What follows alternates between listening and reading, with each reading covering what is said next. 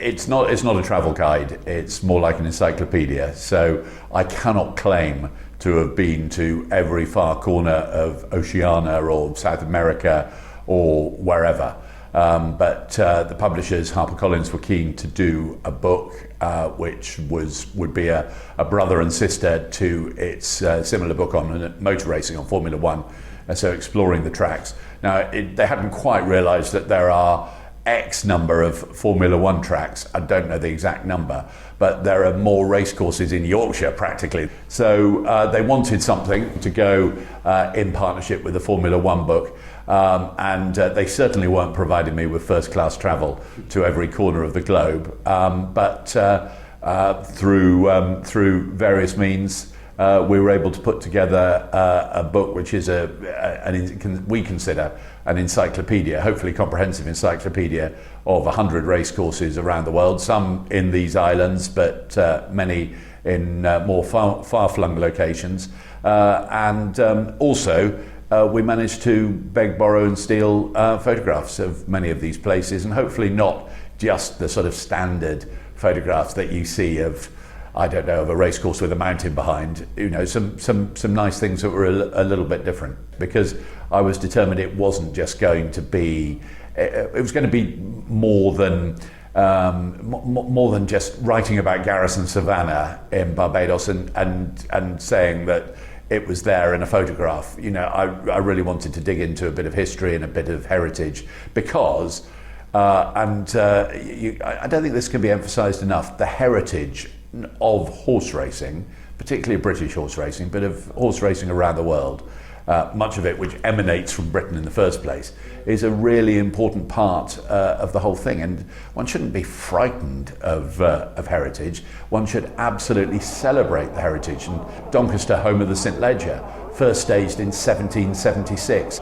If you look at the Cup final, there's another 100 years to your first Cup final. If you're looking at an Ashes Test match, the first Lord's Test against Australia, another 100 years, another century as well before Wimbledon started, before what has become the Six Nations rugby started.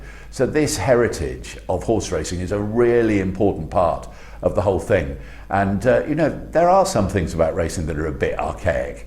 You know, things are measured in furlongs. Many sales are conducted in guineas. But actually that isn't something to deride, that is something I believe to celebrate.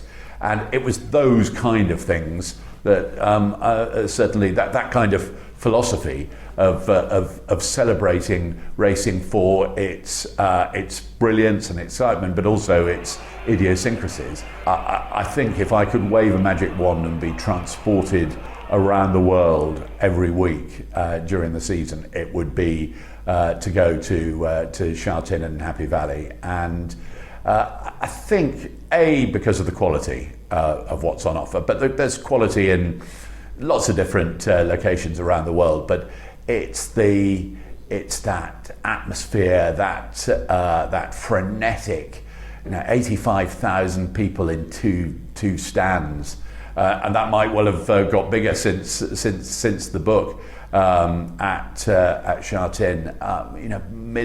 Billions of dollars resting on a race. The whole atmosphere, the whole sort of bubbling cauldron atmosphere of racing in Hong Kong, I think that would be a great personal favourite of mine. However, I completely respect that, I love that particular thought and that particular atmosphere, and seeing some of the wonderful horses that have competed in Hong Kong. But other people would say, I've got media colleagues who would say, Santa Anita, oh, you just need to say those two words. And they're already getting excited about the Breeders' Cup of going to Santa Anita. Nothing wrong with Keeneland, but Santa Anita has got something.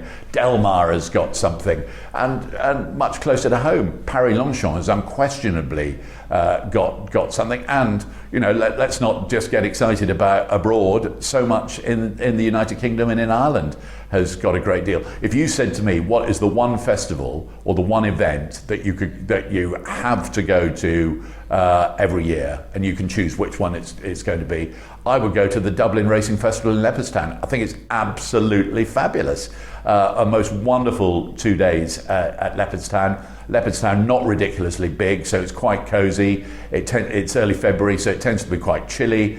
People say, oh, Ireland are playing at home in the Six Nations. That'll ruin the racing. Absolutely not. It complements it. You get racing, rugby, and then racing on the Sunday as well. So there is something for everybody that horse racing provides. Great stuff in the United Kingdom. That weekend amongst the many highlights in Ireland, but then you get Art Weekend in France, you get the Breeders' Cup when it's in Santa Anita of Del Mar, then you get Hong Kong, and then obviously those people who make their pilgrimage to either to the Middle East or to Australia every year will sound the drum on those particular events, and I think that is the great thing. That's what the book was attempting to do, because there are so many big and small, and people, obviously, whether it's talking about racing in Britain or racing in Ireland or racing in America or wherever, people have heard of certain really well-known tracks. But some of the smaller ones, some of the less high-profile ones, are equally fabulous. South America as well. There's a real tradition of racing in South America. Some pretty high-quality racing in South America as well, and some fabulous facilities for customers. So that is a part of the world that I haven't really investigated in terms of actually travelling to the tracks. So that would be great, and certainly the book has given me an appetite to do a few of those type of tracks in South America. But honestly, all over the place there are interesting places because of the geography. They're such an attraction, and Leytown continues to be one of the most riveting places. People can't quite believe that any sort of sport would be taking place somewhere like that. St. Moritz is somewhere else, racing on the ice. And Australia, I think, has got so much to offer. Clearly, anyone with even a sort of peripheral interest in racing is aware probably of the Melbourne Cup, perhaps aware of the Cox Plate and other sort of races that people get up early on a Saturday morning in the UK to watch. But there are stacks of other possibilities. In Birdsville in Australia, a left-handed, almost square clay pan track surrounded by sand dunes, which has the Birdsville Cup in September. Famous moments weathering a storm. There are occasions when people turn up there and the racing gets delayed, or they can't get out again afterwards. So that's one of the many places. So I think the thing about that racing provides is obviously your Cheltenhams and your Ascots and your Flemingtons. They are the well-known places, but there are so many other places as well to explore. Everyone's got a story, and they're all stories that are well worth hearing.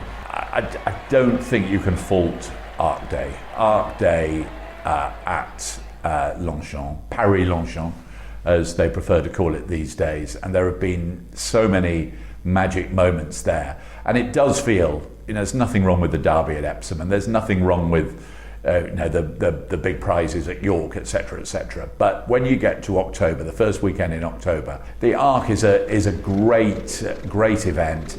Unquestionably, one of the stars of that event, the human stars, has been Frankie Dettori. And if you talk about Frankie Dettori and the Arc, then you've got several possibilities to consider. A lot of people would go as a favourite moment for Enable. Personally, I'm a Golden Horn fan. And I was struck recently by hearing Sir Mark Prescott telling me that a French trainer who had won the Arc said to him that the two best rides he'd ever seen in the Arc were Luke Morris winning the Arc in 2022, but also Frankie Dettori winning on Golden Horn in 2016. And there was a wide draw, and they had to do their own thing early on, but then they let everyone else, and as people settled down, worry about each other in the throng. But then Dettori absolutely bossed the race and won that in great style. And it was a great story because the Arc is the culmination of the season.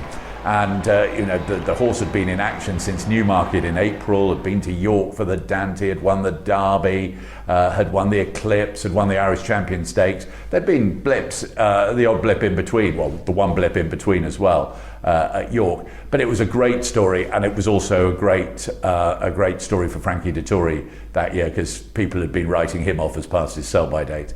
But as he demonstrated that year, he's certainly not passed his sell-by date and has galloped on ever since. So I think Golden Horn in the Arc was one of the really great moments. But away in Australia, seeing some of those British contenders having a go at the Melbourne Cup and banging on the door and hitting the post, whatever expression you want to use, for years before then finally it worked out. And then at the Breeders' Cup, clearly there have been some absolutely magical moments as well. But I know that if you went to South America or you went to South Africa, certainly in Dubai and elsewhere in the Middle East, in Hong Kong as well, there are week in, week out, certainly year in, year out, there are some golden moments, some really absolutely unforgettable moments. That is why this sport, not just in Britain but right the way around the world, is such an attraction to so many people. But it would be lovely to think it could become an even bigger attraction to even more people at some stage. But I certainly would urge everyone, and intend to do it myself, to explore as much as possible, to go north, south, east and west, to see the various different versions of a sport which basically started in its organised form, semi-organised form, in Britain in the 17th century and has grown and grown all around the world ever since.